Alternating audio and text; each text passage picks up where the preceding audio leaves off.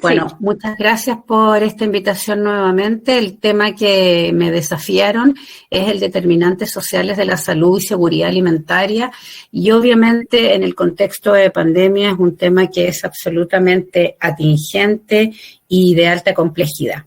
Mi idea con esta presentación en estos poquitos 15 minutos es darles algunas imágenes para la reflexión, más que muchas respuestas, ¿no es cierto?, en un tema que nos tiene a todos mundialmente sorprendidos y que sin duda va a tener impacto en la seguridad alimentaria y nutricional de las poblaciones.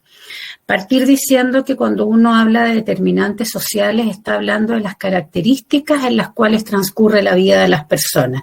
Y esta imagen me parece muy explícita de cómo en un mismo territorio pueden haber situaciones tan radicalmente distintas, tantas inequidades, tantas desigualdades injustas y evitables. De esto estamos hablando cuando hablamos de determinantes sociales, de aquellas condiciones en las cuales viven las personas y que determinan sus conductas, determinan su situación de salud, determinan el transcurso de su vida.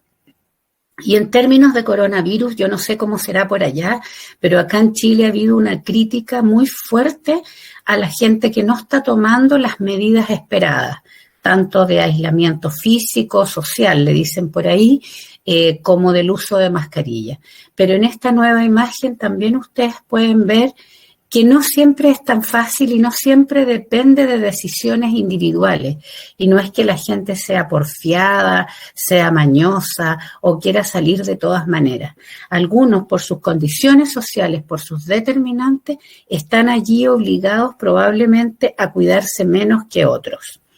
Entonces, cuando estamos hablando de determinantes sociales y estamos hablando de estas condiciones que rodean la vida de las personas, es bien importante tener en consideración que nos estamos refiriendo al nivel educacional, por ejemplo, al que tuvieron acceso estas personas, a cómo es su trabajo, cómo es su ambiente laboral, cómo son sus condiciones laborales.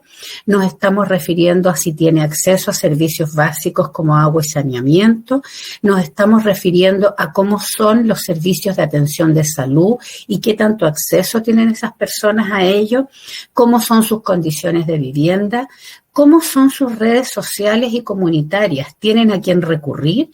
¿Esa persona tiene un sustento comunitario que le permita superar momentos complejos?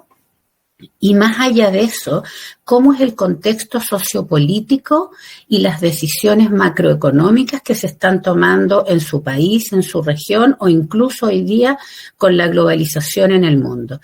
Entonces, ¿por qué lo pongo en este contexto? Porque cuando una persona, por ejemplo, no usa mascarilla y uno se enoja y dice, ¿y por qué no usa mascarilla? Bueno, probablemente tenga que ver con muchos de estos otros condicionantes que no le permiten tomar todas las medidas que tiene que tomar, que no le permiten a lo mejor comprenderlo o que incluso lo impulsan a ser resistente a aquellas medidas que los gobiernos están indicándonos que debemos tomar. Acá vemos una imagen, que este es un diario nacional en Chile, y se los muestro porque seguramente en el contexto de ustedes también les hace sentido. En los lugares donde hay más pobreza, 6 de cada 10 familias se quedaron sin ingreso a propósito de la pandemia y probablemente esto esté aumentando. Esta es una noticia de mayo de este año, pero no me cabe la más mínima duda que a medida que pasa el tiempo, más familias de aquellas que ya tenían una alta vulnerabilidad o que eran más vulneradas, como dicen acá, están hoy día con este tipo de problemas. Y esta imagen, ustedes no tienen por qué conocer cómo es el Gran Santiago, que es la capital en Chile, pero lo que les puedo decir es que se evaluó la tasa de mortalidad por COVID-19 y claramente las comunas que tienen más mortalidad son aquellas comunas que tienen mucho menor nivel socioeconómico y que son comunas más vulneradas. Eso no es casualidad. Y no tiene relación con que en aquellos lugares no haya atención de salud, porque en Chile dada la pandemia, lo que se hizo fue unificar todo el sistema de salud público y privado y lo está manejando todo el Ministerio de Salud. Por lo tanto, no es porque no tengan acceso a la atención de salud, sino que porque todos sus determinantes sociales, todos los condicionantes en los que viven, promueven que la tasa de mortalidad sea mayor. Por ejemplo, el hacinamiento. Entonces, para que nos volvamos al tema de la seguridad alimentaria y nutricional, después de entender brevemente este contexto de los determinantes sociales, cuando vamos a hablar de seguridad alimentaria y nutricional, probablemente nos vamos a dar cuenta que en el contexto pandemia todos los ámbitos de la seguridad alimentaria y nutricional están trastocados, están alterados.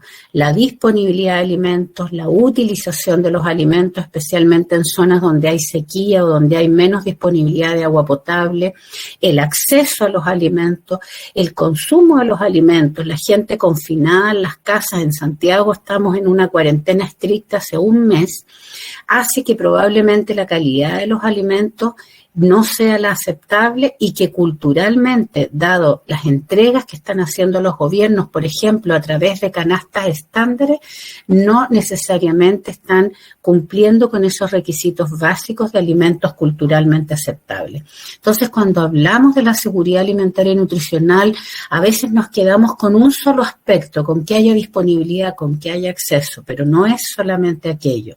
Y hoy en día, por ejemplo, en Chile, no sé si ocurrirá lo mismo allá, el costo de los alimentos más saludables ha aumentado, la disponibilidad de los alimentos está compleja, tenemos cerradas ferias libres, tenemos muy restringida la apertura y la entrada a almacenes y supermercados, las personas que ya tenían problemas de acceso al agua potable les han aumentado sus problemas y por lo tanto las condiciones en las cuales hoy día está en términos de alimentación la población en Chile está muy compleja. Han surgido cosas que ya habían desaparecido como las ollas comunes o las canastas solidarias. Un tema un poquito más allá que la seguridad alimentaria, y ayer en varias de las conferencias lo tocaron y me alegro que así sea, es este de la soberanía alimentaria. Entonces, no es solo alimentarse sano, seguro y culturalmente aceptable, sino que es cómo los pueblos deciden qué es lo que quieren producir y qué es lo que quieren consumir. Hoy día en un mundo globalizado esto es cada vez más complejo. Sin embargo, creo que regionalmente nos podemos dar ese lujo y podemos compartir culturas entre las regiones sin que tengamos que pasar por arriba de nuestras tradiciones.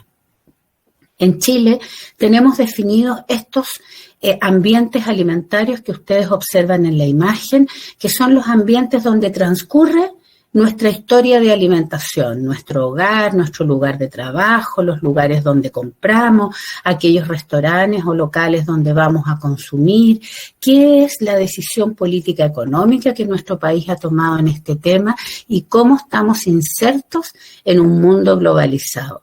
Definir estos distintos tipos de ambientes nos ha servido para ir caracterizando cada ambiente y comprender cómo es que las personas toman decisiones al momento de alimentarse y también en base a eso ser menos juzgadores de las decisiones que toman, menos culpabilizar menos a cada individuo por las decisiones que toma y comprender que las decisiones de alimentación tienen que ver con todo un contexto y que por lo tanto si queremos mejorar la alimentación saludable tenemos que tener en consideración el contexto y no solo campañas de alimentación que le indiquen a la población qué es bueno y qué es malo, porque esto va mucho más allá que solo una decisión individual. Bueno, hoy día la doble carga de malnutrición en la región es importante y no cabe duda que en el contexto COVID esto va a empeorar. Aquellos que tenían problemas de desnutrición van a empeorar y aquellos que tenían problemas de obesidad también pueden empeorar. Paradójicamente, hay algunos que tienen menos acceso a alimentos y hay otros que tienen menos acceso a alimentos saludables. Y eso significa que esta doble carga claramente puede empeorar. Disculpen esta diapositiva con tantos números, solo para mostrarles que la inseguridad alimentaria moderada y grave en nuestra región ya era relevante no era despreciable. Y hoy día, en condiciones de pandemia, lamentablemente tenemos que estar enfrentándonos a un empeoramiento de esta situación, y eso los gobiernos lo tienen que asumir como una responsabilidad ineludible antes que ocurra, o si ya empezó a ocurrir, para combatirlo.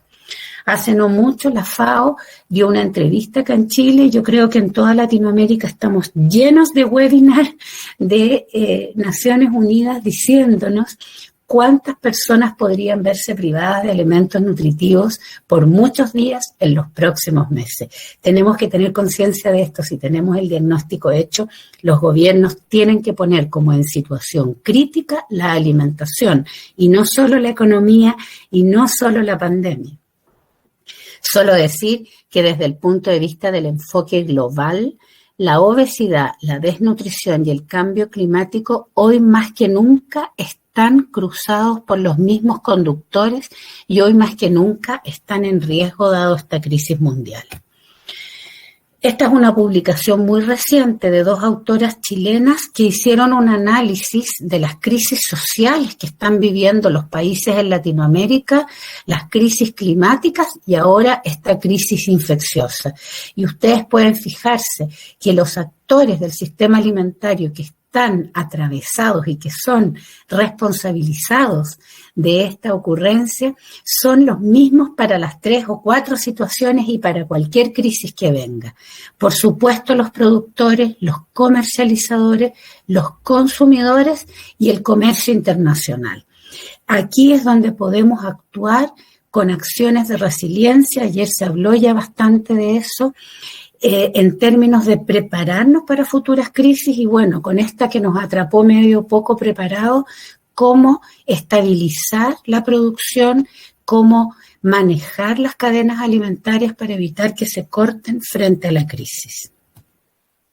Por lo tanto, el sistema alimentario completo hoy día está tensionado para poder responder a las necesidades de la población. Y aquí solo un punto, que aquellos mercados locales, aquellos productores locales, aquellos pequeños productores son los que mejor han podido responder a estas necesidades. Y si uno piensa, más que nunca los circuitos cortos son circuitos constructivos y positivos, porque si nosotros tenemos hambre y compramos en el almacén de la esquina, el señor o señora de ese almacén le llega ingreso, por lo tanto se produce un circuito positivo de aumentar la producción, aumentar el comercio en el nivel local. Estar preparados para una respuesta como esa, sin duda, es lo que la mayoría de los países deberían aspirar. También la CEPAL con la FAO hicieron un decálogo de cuáles deberían ser las medidas, yendo desde lo micro hasta lo macro. Todos los hogares deberían tener acceso a alimentos y los gobiernos tienen la obligación, por lo tanto, de asegurar aquello. Cuando uno piensa cómo hacerlo, hay varias respuestas.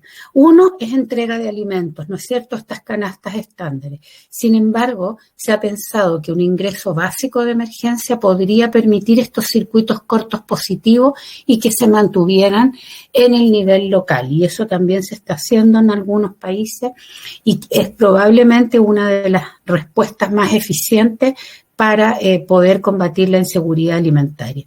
Pero también los actores más grandes del sistema alimentario tienen una responsabilidad para mantener los circuitos andando. Una lección muy importante, disculpen, tiene que ver con cómo mantenemos aquellos programas estatales, especialmente los programas vinculados a la alimentación escolar.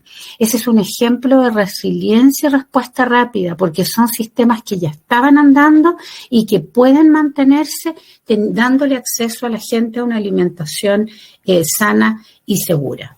Bueno, y la industria siempre aprovecha de mandar sus mensajes y ponerse encima de la mesa.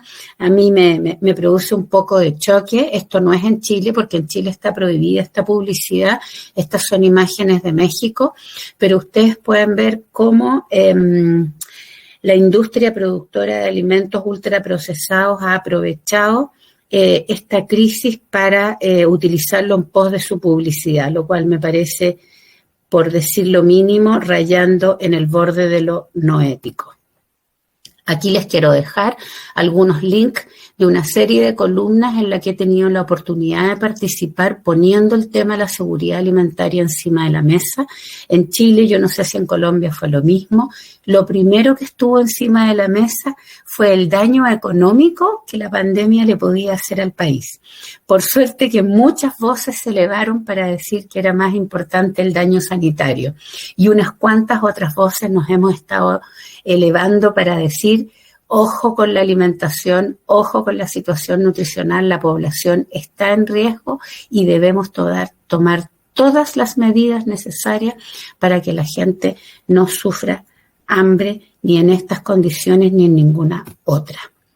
Una última foto para decir que la distancia social no es lo mismo que la distancia física y para retomar el tema de fondo de esta presentación que eran los duros determinantes sociales y su relación con la seguridad alimentaria y nutricional en contexto de pandemia y en contexto sin pandemia también. Muchas gracias.